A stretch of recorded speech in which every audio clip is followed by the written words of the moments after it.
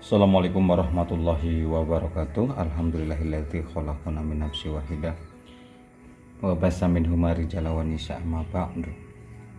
Alhamdulillah, tadarus qiraah mubadalah di pertemuan yang ke-25 ini di bulan Ramadan. Mari sebelum tadarus qiraah mubadalah kita bertawasul kepada Nabi Muhammad SAW dan juga memberikan hadiah Fatihah pada penulis buku Qiraah Mubadalah Kang Fakih Abdul Qadir. Sayyidul Fatihah. A'udzubillahi minasyaitonir rajim. Bismillahirrahmanirrahim. Alhamdulillahirabbil alamin arrahmanir rahim maliki yaumiddin. Iyyaka na'budu wa iyyaka nasta'in ihdinas siratal mustaqim siratal ladzina an'amta 'alaihim ghairil maghdubi 'alaihim waladdallin. Amin. Di halaman 264 melanjutkan bab 4, konteks ungkapan 2:1 tentang laki-laki dan perempuan.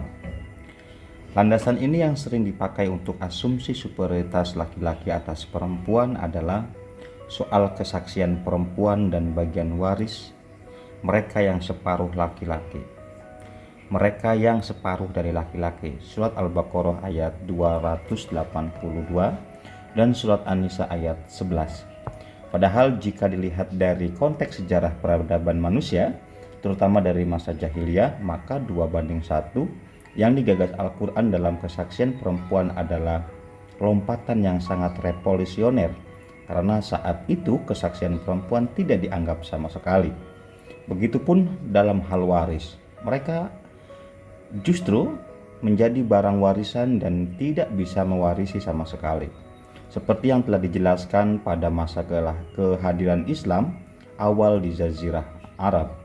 Eksistensi perempuan tidak dianggap, kelahirannya tidak diharapkan, pernikahannya bisa dipaksa, dipoligami tanpa batas dan tanpa perlindungan keadilan. Dicerai bisa kapan saja, beberapa kali saja, dan dirujuk kembali tanpa aturan, tanpa ada kepastian hak-hak pasca perceraian, tidak mewarisi tapi bisa diwarisi, bisa dipaksa ke dalam dunia pelacuran, dan tentu saja pikiran dan pandangannya sama sekali tidak diperhitungkan. Lebih dari itu, pada konteks budaya yang masih sangat merendahkan perempuan saat itu, Al-Quran tidak hanya bicara 2:1 untuk isu kesaksian dan waris bagi perempuan, tetapi yang jarang disadari orang, Al-Quran juga sesungguhnya telah membuka dan menetapkan kesaksian yang 1:1 pada isu sumpah li'an antara suami dan istri. Surat An-Nur ayat 8-9. Begitupun bagian waris untuk kasus ibu dan ayah yang masing-masing memperoleh 1/6 dari anak mereka yang wafat tanpa anak. Surat An-Nisa ayat 11. Artinya dalam konteks li'an, sumpah saksi perempuan dihargai satu dan sama dengan saksi sumpah laki-laki. Begitupun dalam konteks ayah ibu, mayat yang tidak memiliki anak laki-laki maupun perempuan memperoleh bagian yang sama dari harta waris. Pada pembahasan fikih juga sangat kompleks. Banyak kasus yang secara sosial dikuasai oleh perempuan, justru kesaksian perempuan adalah yang utama. Bahkan dalam beberapa kasus, satu orang perempuan itu bisa cukup dan tidak membutuhkan laki-laki. Seperti kasus-kasus persusuan, haid, nifas, kelahiran, dan penyakit perempuan, yaitu hal-hal yang memiliki implikasi pada nasab, waris, nikah, dan perceraian. Artinya ada banyak konteks yang melatari konsep 2:1. Dalam hal saksi yang seharusnya tidak ditarik pada kesimpulan jenis kelamin laki-laki yang berharga dua kali lipat dari jenis kelamin perempuan. Dalam analisis lain soal saksi, dinyatakan juga bahwa skema 2:1 adalah pada konteks pembuktian yang mengikat, al-itsbat al-mulzim, di hadapan hakim di pengadilan, bukan pembuktian investigasi yang diperlukan polisi atau hakim sebelum keputusan pengadilan. Dalam konteks kedua ini, polisi dan hakim punya hak penuh untuk mendengar dan menerima perempuan, karena bisa jadi justru perempuanlah yang mengerti, menguasai, dan melihat langsung sebuah kejadian yang dipersaksikan. Dalam kehidupan sosial justru bisa jadi hanya perempuan yang melihat dan menyaksikan persoalan dan ia sah menjadi saksi. Bahkan dalam isu periwayatan hadis, semua ulama sepakat bahwa satu orang perempuan sudah cukup untuk meriwayatkan persoalan keagamaan yang paling krusial sekalipun. Dalam kehidupan bisnis sehari-hari, banyak masyarakat muslim sudah bisa mempersaksikan secara setara. Persoalan waris juga untuk yang persis 2:1, seperti pada anak laki-laki dan anak perempuan, itu karena secara sosial, laki-laki berkewajiban mencari nafkah kepada istri dan keluarga, sementara perempuan tidak dibebankan kewajiban tersebut, sehingga secara teoritis perempuan justru seharusnya memperoleh dari 2 pintu, pembagian waris dan penerimaan nafkah. Jadi persoalan 2:1 dalam kesaksian dan waris adalah sesuatu yang kontekstual dan fungsional, bukan sesuatu yang prinsipal, dan sama sekali tidak sedang menegaskan superioritas laki-laki atas perempuan. Ia tidak bisa menjadi simbol dari ajaran Islam untuk merendahkan, menguasai, dan menghegemoni perempuan, sehingga dengan mengatasnamakan Islam, perempuan tidak bisa diposisikan secara inferior dibanding laki-laki. Tidak juga atas nama Islam, segala fatwa dan kebijakan dikeluarkan untuk membiarkan tindakan-tindakan yang memarginalkan perempuan. Artinya, hal yang diperlukan adalah segala upaya yang memanusiakan perempuan secara nyata dalam kehidupan, termasuk dengan tidak menggunakan kerangka 2:1 secara faktual untuk meminggirkan dan menghalangi hak perempuan memperoleh bagian yang layak. Ayat-ayat yang dimaksud dalam pembahasan kesaksian dan waris tersebut adalah sebagai berikut. Wastashhidu syahidaini min rijalikum wa illam yakuna rujulaini farujulu wamro'atani mimma tardawna minasyuhada'i ang tadilla ihdahuma patudzakkira ihdahuma al-ukhra. Dan persaksikanlah dengan 2 orang saksi laki-laki di antara kamu. Jika tidak ada saksi 2 orang laki-laki, maka boleh seorang laki-laki dan 2 orang perempuan di antara orang-orang yang kamu sukai dari para saksi yang ada, agar jika yang seorang lupa, maka yang seorang lagi mengingatnya. Surat Al-Baqarah ayat 282. Walladzina yarmuna azwajahum walam yakul lahum syuhada'u illa anfusuhum fasahadatu ahdihim arba'u syahadati billah innahu laminas shadiqin wal khamisatu anna la'natallahi alaihi in kana minal kadzibin wa yadru'u anhal azab ang tashhada arba'a syahadati billah innahu laminal kadzibin wal khamisata anna ghadaballahi 'alaiha in kana minas shadiqin.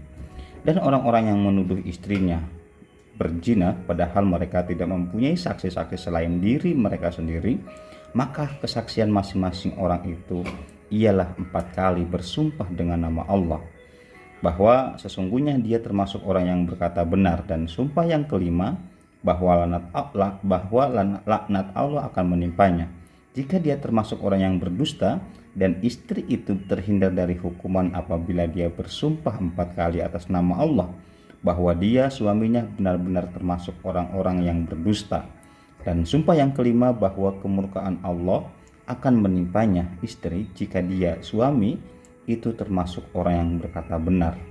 Surat An-Nur ayat 6-9. Yusikumullahu fi auladikum lidzakari mislu hadzil unsayain fa in kunna nisa'an fawqasnataini falahunna sulasa ma tarok wa in kanat wahidatan falahal nisfu wa li abawaihi likulli wahidin minhum as-sudusi mimma taraka in kana lah walad fa illam yakul lahu waladu wa warisah abawahu pali ummihi sulas fa in kana lahu ikhwatun pali ummihi sudus mimba di wasiyati yusi biha audain abaukum abnaukum la tadruna ayyuhum aqrabu lakum naf'a faridatan minallah innallaha kana aliman hakimah. Allah mensyariatkan kewajiban kepada kamu tentang pembagian waris untuk anak-anakmu, yaitu bagian seseorang anak laki-laki sama dengan bagian 2 orang anak perempuan. Dan jika anak itu sesungguhnya perempuan yang jumlahnya lebih dari 2, maka bagian mereka 2/3 dari harta yang ditinggalkan. Jika dia anak perempuan itu seorang saja, maka dia memperoleh setengah harta yang ditinggalkan. Dan untuk kedua ibu bapaknya, bagian masing-masing 1/6 dari harta yang ditinggalkan. Jika dia yang meninggal mempunyai anak, jika dia yang meninggal tidak mempunyai anak, dan dia diwarisi oleh kedua ibu bapaknya saja, maka ibunya mendapatkan 1/3. Jika dia yang meninggal mempunyai beberapa saudara, maka ibunya mendapat 1/6. Pembagian tersebut setelah dipenuhi wasiat yang dibuatkan dan setelah dibayar utangnya. Tentang orang tuamu dan anak-anakmu, kamu tidak mengetahui apa di antara mereka yang lebih banyak manfaatnya bagimu. Ini adalah ketetapan Allah. Sungguh Allah Maha mengetahui, Maha bijaksana. Surat An-Nisa ayat 11. Ayat-ayat tersebut merekam bagaimana 2/1 adalah bagian dari fungsi-fungsi yang diperankan laki-laki dan perempuan dalam konteks sosial tertentu, yang semestinya tidak dipahami sebagai mekanisme yang berkaku, melainkan fleksibel dan kontekstual. Ada saat di mana Al-Quran menegaskan saksi perempuan adalah 1/1 dengan saksi laki-laki, dan saat di mana bagian waris perempuan juga 1/1 dengan laki-laki. Perbedaan fungsi dan bagian ini antara perempuan dan laki-laki telah menjadi dinamika diskusi ulama fikih yang sangat kaya dan telah melahirkan berbagai terobosan yang bisa menjadi pembelajaran pada masa kita sekarang. Soal kesaksian, jika dilihat konteks sosial Arab saat itu, adalah terobosan besar dengan mengakui eksistensi perempuan dan menganggapnya layak untuk bersaksi. Begitupun persoalan waris.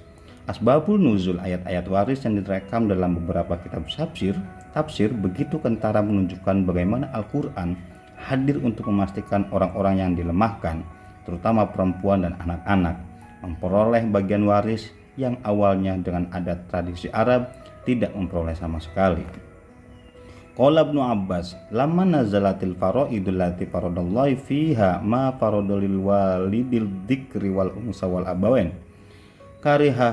Karihahan nasu aw ba'duhum wa qalu tu'tal mar'atu rubu'a waswasumun wa tu'tal ibnatu nisfa wa yu'tal ghulamu shaghir walaysa min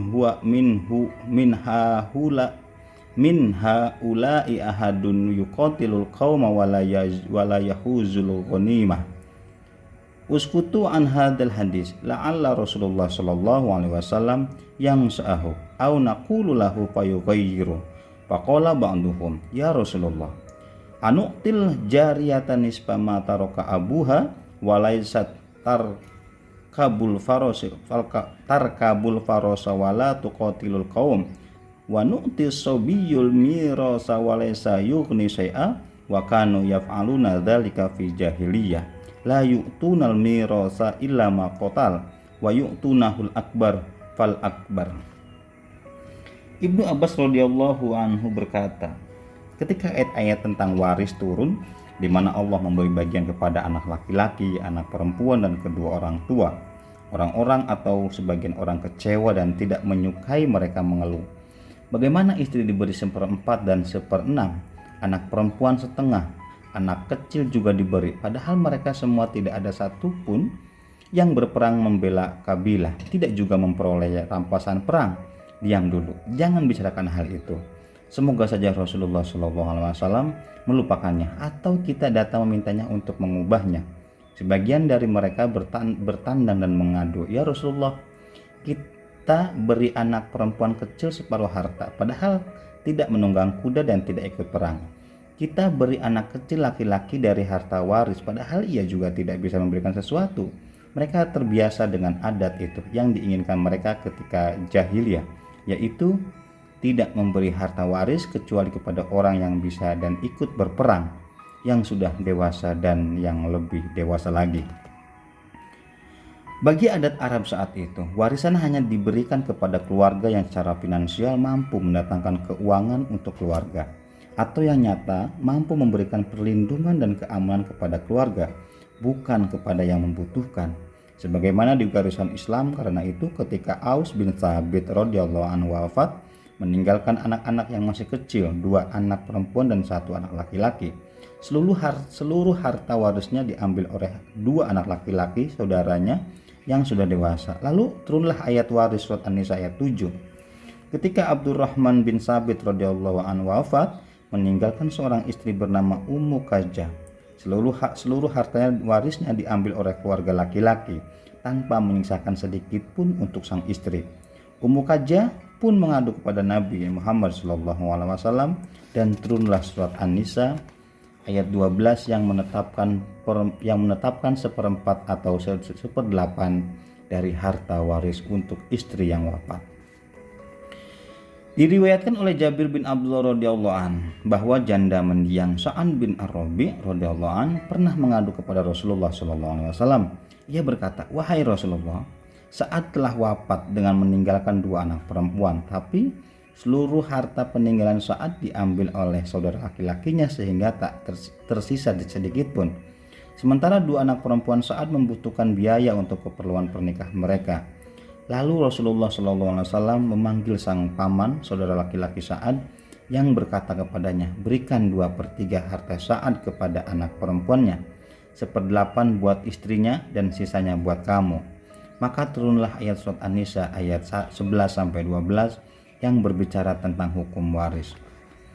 Bagi adat Arab saat itu, tentu saja 2/1 adalah langkah revolusioner, apalagi dengan tetap memberikan kewajiban kepada laki-laki untuk menanggung nafkah perempuan dan anak-anak, sehingga ketika kenyataan sosial berubah di mana perempuan juga ikut terlibat dalam menanggung nafkah, apalagi dengan kewajiban sosial yang relatif sama, maka penyesuaian bagian waris bisa dipertimbangkan.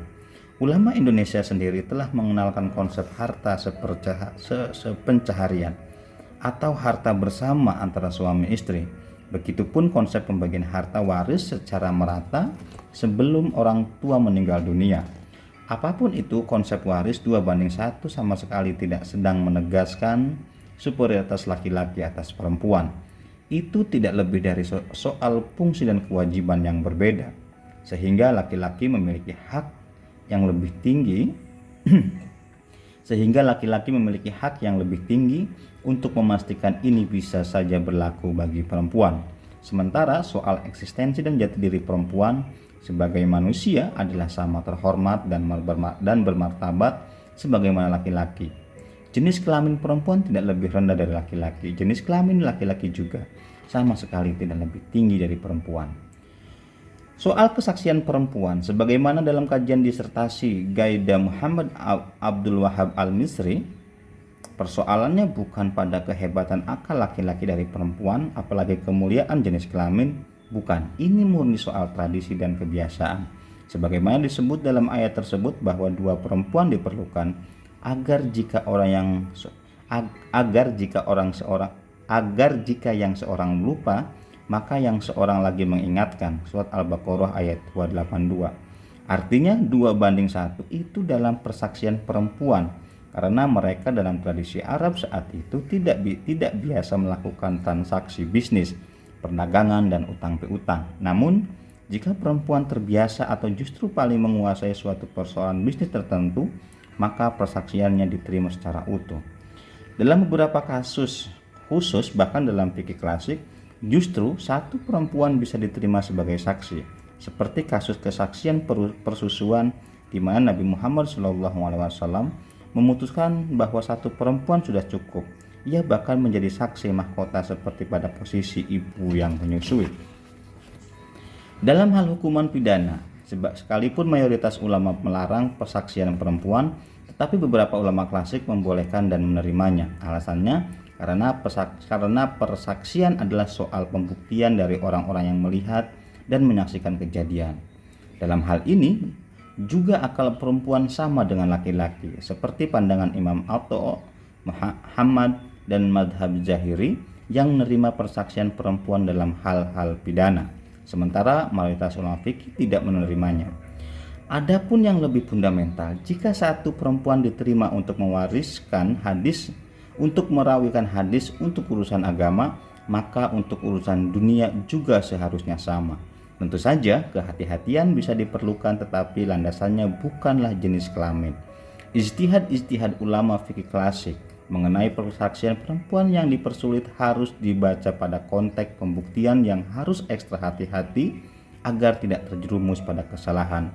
Jadi 2:1 dalam hal persaksian perempuan sama sekali tidak terkait dengan akal perempuan yang kurang atau lemah jika dibandingkan dengan akal laki-laki. Tidak. Lalu bagaimana memaknai teks hadis bahwa perempuan itu kurang akal dan kurang agama? Baik, itu saja di Tadarus Qiraah Mubadalah malam hari ini. Semoga ilmu kita bermanfaat dan mendapatkan keberkahan dari apa yang kita baca kali ini. Itu saja, sampai ketemu besok. Wallahul muwaffiq ila aqwamit thoriq. Assalamualaikum warahmatullahi wabarakatuh.